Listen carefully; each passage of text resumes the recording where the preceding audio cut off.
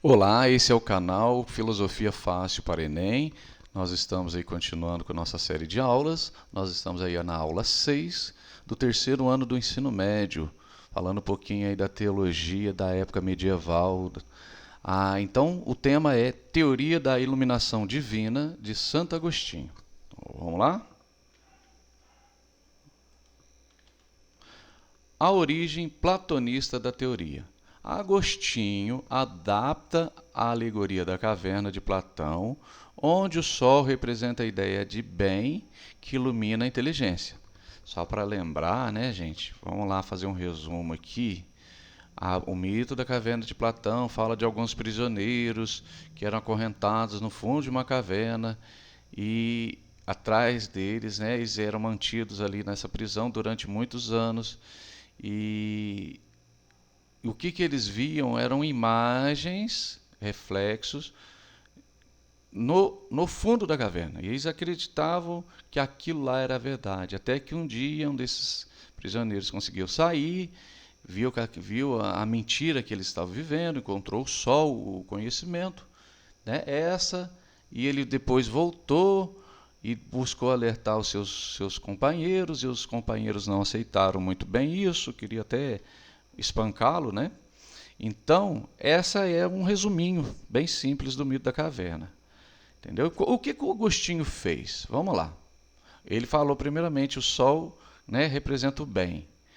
Para o santo, né, o Agostinho, o sol platônico é o próprio Deus, a fonte de toda a inteligência e verdade.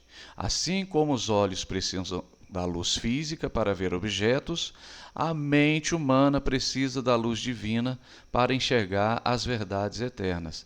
Está falando o seguinte, né? É uma questão de fé, claro que ele joga para um argumento filosófico. Ele vai falar o seguinte: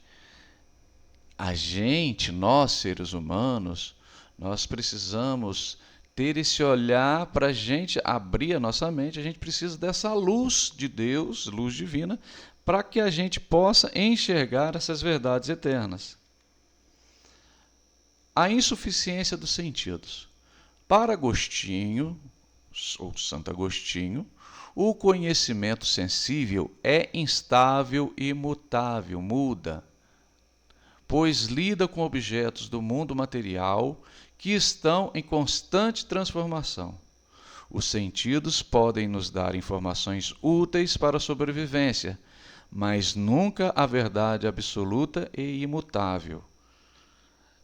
O sentido pode nos dar algumas, né, pode nos mostrar algumas coisas, mas nunca a verdade absoluta. Aqui lembra até um pouquinho de Descartes, né? Claro que Descartes vai para outra linha, o sentido nos engana, né? E Santo Agostinho falava um pouco já disso aí.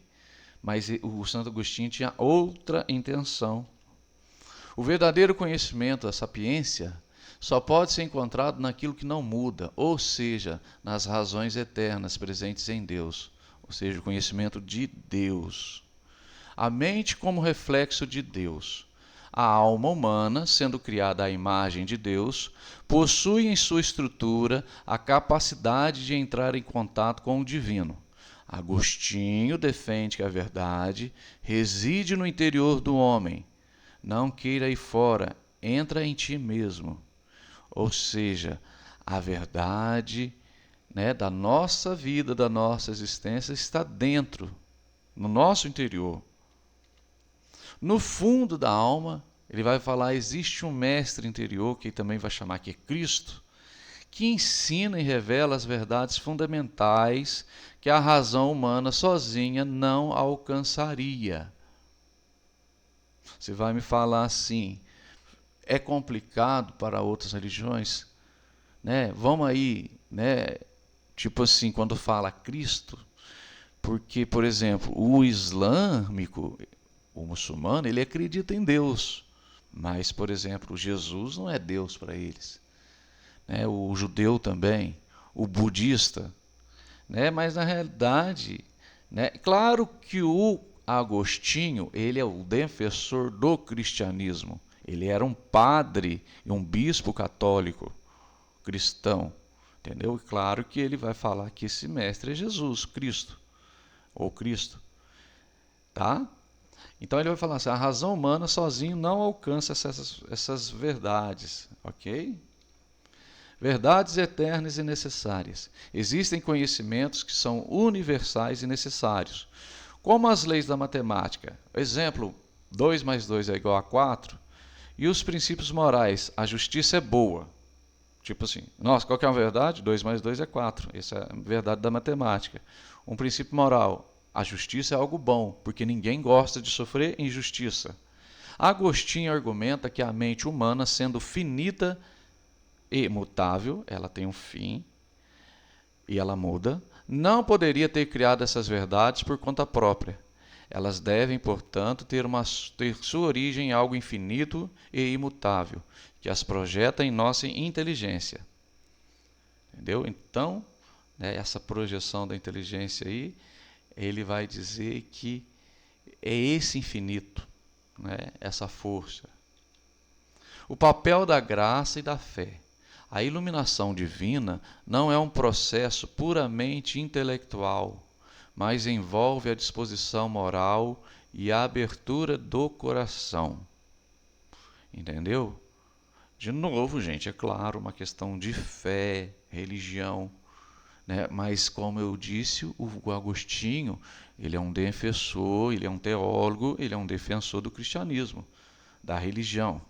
Ele vai falar assim, a iluminação não é somente algo intelectual, que você aprende lendo a Bíblia, lendo o catecismo, lendo livros sobre religião.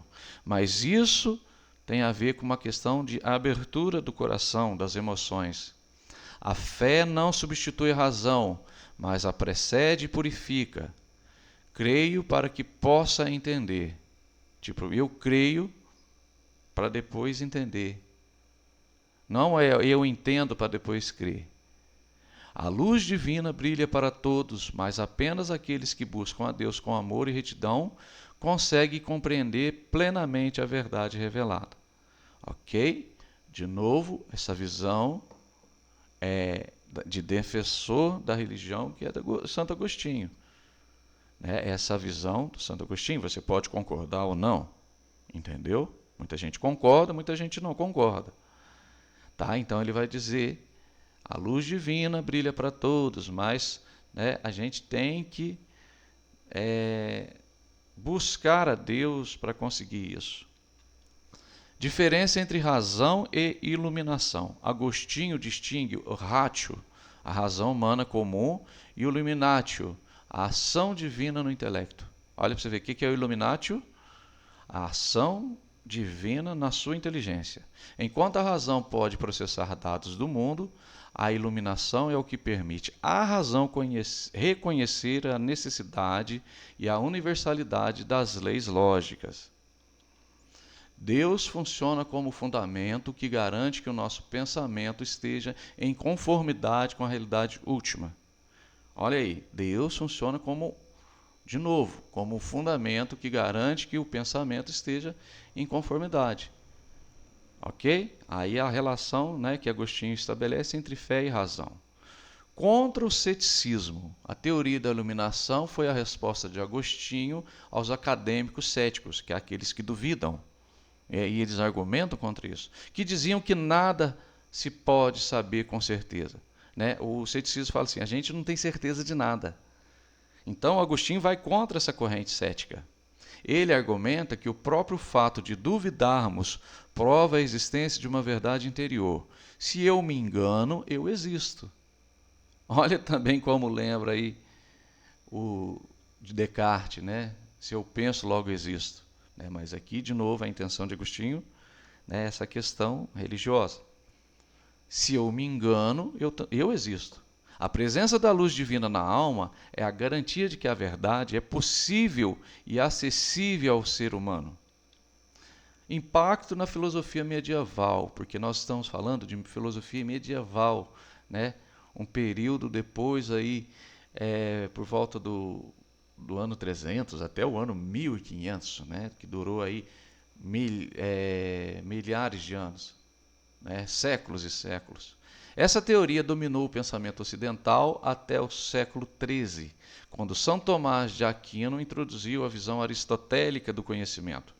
No entanto, os ideais de Agostinho continuaram influentes, defendendo que a filosofia deve ser uma busca espiritual e interiorizada. Então ele vai defender, o Santo Agostinho, que a filosofia é isso, é uma busca não só mental, mas também espiritual e que esteja no nosso interior. A iluminação divina estabeleceu que conhecer a verdade é, em última instância, encontrar-se com o próprio Criador. Então, para o Agostinho, quem conhece a verdade é aquele que encontra o Criador. Né? Esse aí é o Santo Agostinho. Ok? Um grande abraço e até a próxima.